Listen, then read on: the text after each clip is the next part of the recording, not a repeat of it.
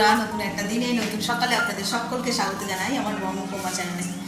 আজ তো বুধবার, সকালবেলা স্নান টান সেরে যাচ্ছি একটু ছাদে।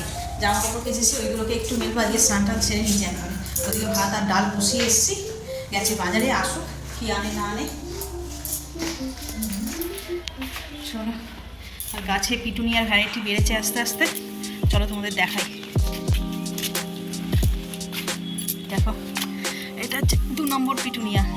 আগেরটা দেখিয়েছিলাম একদম পার্পল কালারের, আর এইটার মধ্যে একটুখানি সাদা, মানে ডিজাইনটা একটু অন্য রকমের কালারটা। ম্যাক্সিমামটাই পার্পেলই হয়, পার্পেল কিংবা ডিপ যে রানি সেটা।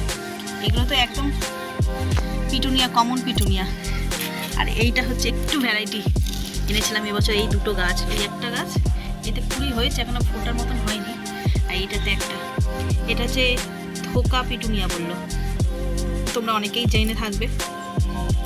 থোকা পিটুনিয়া মানে হচ্ছে যে ওটা সিঙ্গেল পাপড়ি, এটা হচ্ছে ডবল পাপড়ি। আর এর কালারটা এত সুন্দর আসছে না, নেক্সট ইয়ার থেকে ভাবছি আর ওই সিঙ্গেল পাপড়ি পিটুনিয়া নেবই না, এইগুলোকেই একদম ইয়ে করে দেবো, ভরিয়ে দেবো পিটুনিয়া গাছে। আর এদিকে হাইব্রিড গাঁদাটা দেখো, বাসন্তী কালার, কি ভালো লাগছে দেখতে। কিন্তু দুঃখের বিষয় কি জানো, এই যে গাছগুলো বসেছিলাম, গাঁদাগুলো এই ফুল ফুটছে। আমার মনে হয় সব কটা এই চুটি গাঁদাই হবে। চুটি গাঁদা না টিকুই গাঁদা বলে, একদম বাজে। গত বছর বসিয়েছিলাম, মানে একটা বাসন্তী কালারের, ঠিক এইরকম, এত বড় নয়, ঠিক এই সাইজের হয়েছিল। আর একটা ওই রকম চটি গাঁদা, দুটো কম্বিনেশনে হয়েছিল, ভালো লাগছিল। এবছর হচ্ছে সবই চটি গাঁদাই হবে। এই শশাটা তুলতে হবে গো, লাগছে।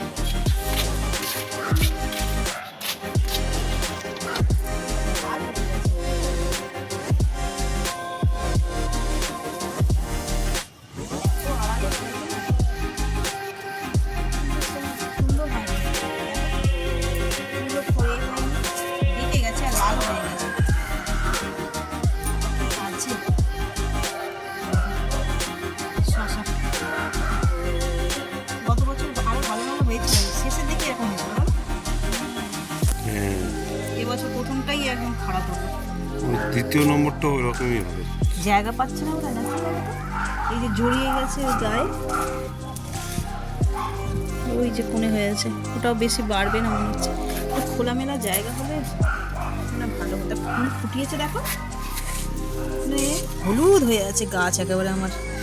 এবার তো ছেলে মেয়ে উভয় ফুলই রয়েছে, কিন্তু পুরো গাছ একদম হলুদে হলুদ হয়ে আছে, এত ফুল ফুটেছে।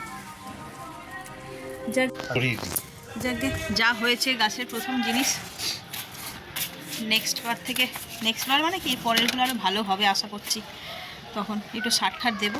আর এই দেখ, শীতকালের আমার খুব পছন্দের একটা খাবার, যেটা কিনা আমার গাছ ভরে হয়েছে, পুঁই বিটুলি। বাজারে এখন অ্যাভেলেবেল হয়ে গেছে, কিন্তু আমারগুলো একদম ছোটো ছোটো আছে, এখনও বড় হয়নি। আর তার খেতে পছন্দ জানিও। আর তারপরে যদি এরকম নিজের হাতে তৈরি গাছের হয়, তাহলে তার কোনো কথাই নেই, তাই না? তো চলো নিচে যাই, নিচে রান্না বসিয়েছি, দেখি বাজার থেকে মনে চলেও এসেছে।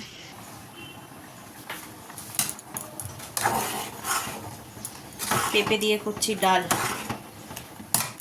আর এখানে তেল গরম হয়ে গেছে, দিয়ে দেবো মাছ।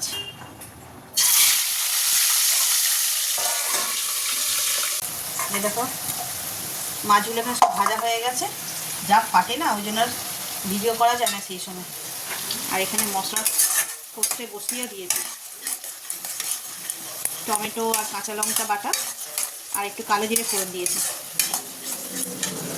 এদিকে বসিয়েছি উচ্ছে ভাজা, আগের দিন উচ্ছে চচ্চড়ি করেছিলাম, আর এখানে আমি ভাবছি গরম ভাতে একটু হালকা মজমজ করে উচ্ছে ভাজা খাবো।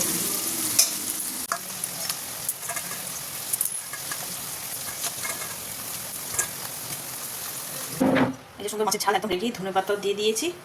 চলো বাকি কাজগুলো সেরে নিই। ব্রেকফাস্টে কালকে চাউমিনটাই আবার একটু সস দিয়ে রেডি করছি, কালকে অনেকটা রয়ে গেছিলো। তো ছেলে তো এমনি সাদা চাউমিন খায় না, আগেই বললাম তোমাদের। তো ওই সস দিয়ে এখন এটা করছি। আর এখানে হচ্ছে কফি করবো, তার জন্য তো ব্রেকফাস্ট রেডি করছে এখানে, খেয়ে দিয়ে নিয়ে আর আজকে তো সিম্পল রান্না হচ্ছে, দেখি আর কিছু করবো কিনা। তবে রাতের জন্য একটা কিন্তু দারুণ মেনু ডিসাইড করে রেখেছি এখনও আপাতত। তো দেখি যদি করি তাহলে তোমাদের সঙ্গে শেয়ার করবো। কী করবো সেটা এখনই বলছি না, যদি আবার না ক্যান্সেল হয়ে যায় তাহলে তো মুশকিল। তো সেই জন্যই তো শেষ পর্যন্ত দেখো তাহলে। একটা নিয়ে নাও, নিয়ে তারপর করবো কাজ।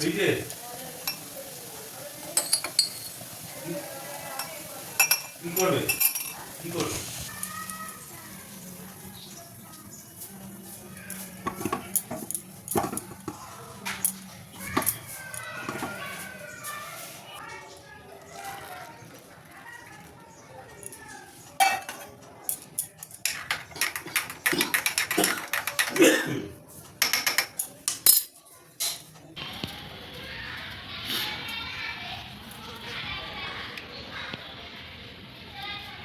আমার গাছে সিম হয়েছে কিন্তু একদম ছোট কচি কচি।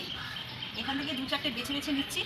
মা সিদ্ধ ভাত খাই বললাম, এই সিম ভাতে দিয়ে দিলে যা লাগবে না, শুধু আলু দেবো ভাবছিলাম, ভাতটা বসাতে যাচ্ছিলাম। তো বসাতে গিয়ে মনে হলো ঘরে সিম আছে, তো বাজারের সিম, শশা তুললাম, শশাটা ভালো নয়, পোকা লেগে গেছে, তাই ভাবলাম সিমটা নিয়ে গিয়ে ভাতে দিয়ে দেবো। হয়েছে 2-1টা করে এদিক ওদিক খুঁজতে হবে, অনেক পাতা তো গাছগুলোয়, একটু খুঁজলেই পাওয়া যাবে আর কি।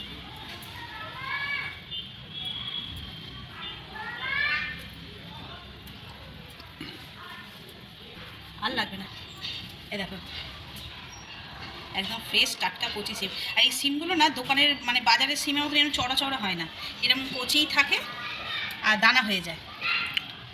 চলো নিয়ে যাই, নিয়ে গিয়ে একদম গোবিন্দভোগ চালের ভাত খাচ্ছে কদিন, ওই ভাতের মধ্যে আলু আর এই সিম দিয়ে দেবো।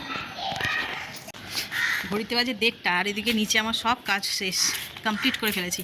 তাই ভাবলাম ছাদে যাই, গিয়ে এই এত দুনিয়ার জামা কাপড় সব কাচা হয়েছে, শুধু আমি কাচিনি, ওর বাবারও কিছু আছে, তারপরে ভাইদের মেজদার সব রয়েছে মেলানো মেশানো, ছাদ ভর্তি জামা কাপড়। তো ভালো ওগুলোকে তুলে নিই। আর এই যে হাতে করে নিয়ে এসেছি নেল পলিশ, সেই বিয়েবাড়ি থেকে এসে দেখালাম নখ কেটেছি, তারপর থেকে নেল পলিশ পরাই হয়নি। তাই ভাবলাম যে এখন সময় আছে যাই পরে নিই একটু। না শুধু সেই জন্য নয়, টগরই খবর দিয়েছিল যে কাল থেকে ও আসবে, একটু বসে নিই, তো সেই জন্যই সাহস পেলাম হাতে পড়তে। নইলে এই বাসন মাজা ঘর মোছা করতে গেলে না নেল পলিশগুলো সব উঠে যায়, বিচ্ছে 2 দিনের মধ্যেই উঠে যায়। তাই ভাবলাম ও যখন আসবে কাজটা একটু কম, তাহলে পড়ি। তার হাতে এখন অনেকটা সময়ও আছে, যেহেতু এখন খাবো না, তাই ভাবলাম যাই গিয়ে একটুখানি ছাদে বসেও আসি। সেই সকাল থেকে আর রোদ পোহাতে আসাও হয় না সেভাবে, তো সবই একসঙ্গে হয়ে যাবে, জামা কাপড়ও তুলে নেব আর নেল পলিশও পরা হয়ে যাবে, একটু রোদ পোহানোও হয়ে যাবে। চলো পরে নিই। আর এই একটাই নেল পলিশ আমার মানে পছন্দের নেল পলিশ, আমার মানে অল টাইম এটা আমার হাতে থাকলে বেশ ভালো লাগে। এরপর যখন কোথাও অকেশানে যাই তখন একটু পাল্টা পরলে ঠিক আছে, মানে শাড়ির ম্যাচিং ট্যাচিং হয় না ওইরকমভাবে পরলে, নইলে অল টাইম আমার নোকে যেন এইটাই বেশি কমফর্ট আর কি, এটাতে আমি এই কালারটাতে। চলো পরে নিই।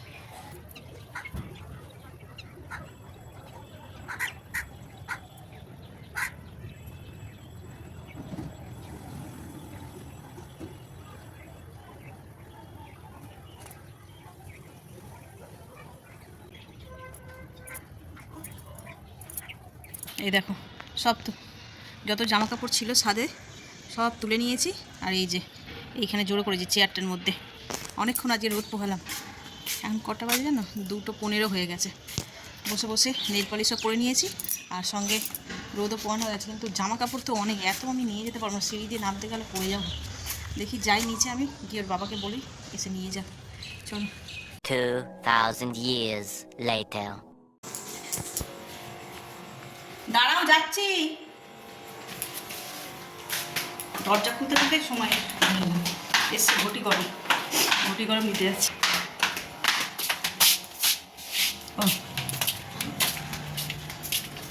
একটা একটু ঝাল দিয়ে বানাবে, একটা ঝাল ছাড়া। 10 টাকা হয় তো, 2 জায়গা দাও। কি আমরা না কি আমরা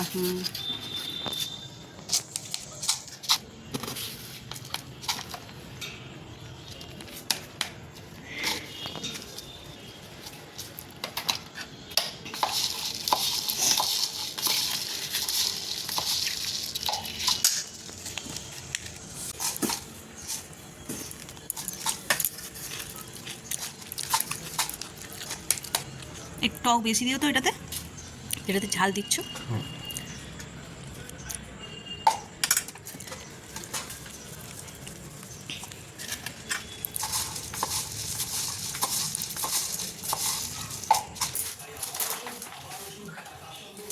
রুটি গরম তো খাওয়া হলো, কিন্তু ওই খেতে আর পেট ভরবে না।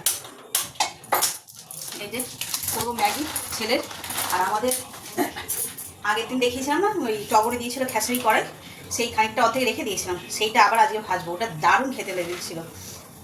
নুন দিয়ে একটু সিদ্ধ করে নিয়েছি, এবার পেঁয়াজ লঙ্কা দিয়ে বেশ করে ঘটি গরমটা লঙ্কা আর আমড়া দিয়ে একটু বেশি লঙ্কা বেশি আমড়া দিয়ে মাখতে হয়েছিল, টক টক তো লাগছে। আর লঙ্কাটা ঝালও ছিল, ঝালও লেগেছে বেশ, নাক ফাঁক ঘেমে গেছে।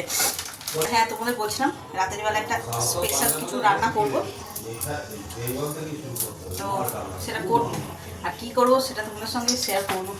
বললাম রাত্রে একটা স্পেশাল মেনু আছে, সেটা হচ্ছে চিকেন কোপ্তা কারি বানাবো। তার জন্য চিকেনটাকে প্রথমে আগে পেস্ট করে নিয়েছি হালকা, তারপরে এইটার মধ্যে চপারটার মধ্যে পেঁয়াজ, আদা, রসুন, ধনেপাতা, কাঁচা লঙ্কা এরকমভাবে পুরো গ্রেডের মতন হয়ে গেছে, গ্রেড করে নেয় যেরকম তেমন হয়েছে। চলো আগে কোপ্তাটা কীভাবে বানাই সেটা তোমাদের দেখাবো। এই যে এখানে চিকেনটা রয়েছে, প্রথমে এতে দেব স্বাদ মতো নুন, অনেকটা চিকেন আছে। আচ্ছা, এবার এতে একটু মশলা দিয়ে দেবো, লঙ্কা গুঁড়ো, জিরে গুঁড়ো, ধনে গুঁড়ো,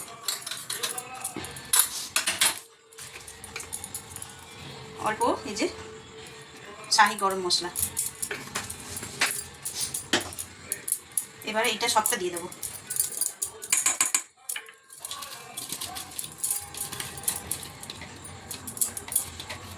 দিয়ে দেবো বাইন্ডিং করার জন্য। চলো এবার ভালো করে সব মশলার সঙ্গে এটাকে মাখিয়ে নেবো।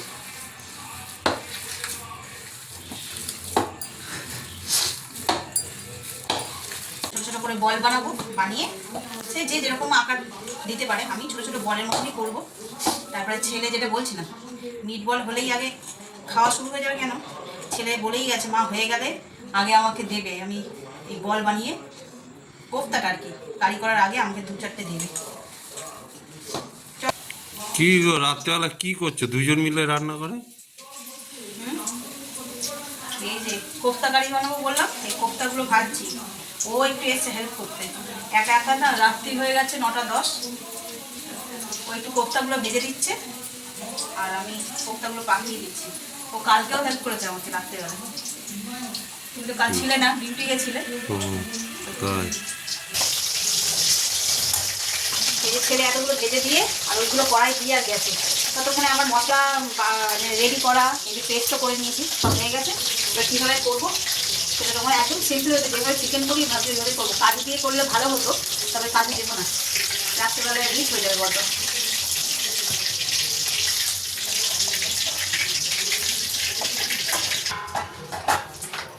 প্রথমে গোটা গরম মশলা ফোড়ন দিয়ে দেবো, আর এর মধ্যে আদা, রসুন, পেঁয়াজ, টমেটো সব একসঙ্গে পেস্ট করে, কাঁচা লঙ্কা এটা এবার দিয়ে দেবো। বাবারি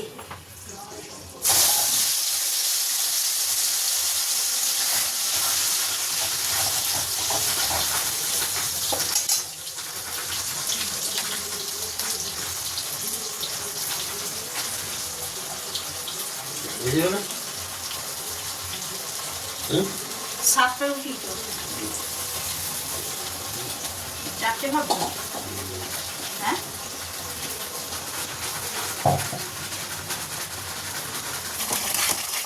মশলাটা এখানে কষাচ্ছি, তেলও ছেড়ে দিয়েছে। এখন এতে গুঁড়ো মশলাগুলো দিয়ে দেবো, হলুদ গুঁড়ো, গুঁড়ো আর স্বাদ অনুসারে লবণ। আমি আগে একটুখানি দিয়েছি, পরে আবার চেক করবো। চলো এ দেখো ঝোলটা একদম ফুটে গেছে। এবার এই যে কোপ্তাগুলো দিয়ে দেবো আস্তে আস্তে। আইয়া না, রিস্ক হয়ে যাবে, হাতে করে দিই।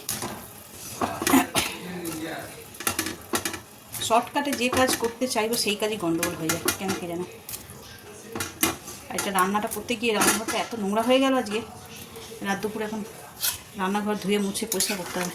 তো একটু শাহি গরম মশলা, ব্যাস। সলিড চিকেন রান্না করলে কেউ খেতে চায় না, সব ফেলে দিতেই হয়।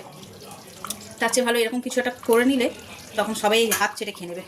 আর চিকেনের দাম দিনকে দিন তো বাড়ছে, যেরকম মাটন বাড়াচ্ছে দাম তেমনই কম্পিটিশন করে চিকেনও বাড়াচ্ছে। তো সেই জায়গায় দাঁড়িয়ে সলিড পিসগুলোকে কীভাবে ওয়েস্ট করি বলো, তো এইভাবেই রান্না করে। তো আগেও তোমাদের বলেছি ছেলের টিফিনের জন্য আমি ওই টুকটাক কিছু বানিয়ে দিই চিকেন দিয়ে, আর নইলে এরকমই কিছু প্রসেস, নইলে চিলি চিকেন এইসব করেই মোটামুটি এই সলিড পিসগুলোকে কাজে লাগে। তো তোমরা যদি কেউ সলিড পিস না খেয়ে থাকো, মানে খেতে পছন্দ করো, তারা এইভাবে কাজে লাগিয়ে দিও, দেখবে মানে সলিড মাংস খাওয়াচ্ছে, এগুলো খাওয়া অনেক ভালো। ঘড়িতে বাজে 11:30, খাওয়া দাওয়া ডান। আর ওই আজ কোপ্তা কারি হয়েছিল, সেই জন্য আজ একটু তাড়াতাড়ি খেতে বসে পড়েছি। ছেলেরও বললো মা খিদে পেয়েছি, খেতে দাও, তো ওকে দিয়ে আমরাও সব খেয়ে নিয়েছি আর কি। তো সেই জন্য নয়, তারপর কালকে একটু তাড়াতাড়ি ওঠারও আছে, ওর বাবার কালকে আবার আর্লি মর্নিং ডিউটি আছে, সেই জন্য ভালো তাড়াতাড়ি খাওয়া দাওয়া করে নিয়ে আর শুয়ে পড়বো। তাহলে ব্লগটাকে আজকে এই পর্যন্তই রাখছি। যদি কিছু ভালো লেগে থাকে তাহলে please like, comment, share and subscribe. সকলে ভালো থাকবেন, সুস্থ থাকবেন। আগামীকাল আবার একটা নতুন দিনের সঙ্গে দেখা হচ্ছে। Good night.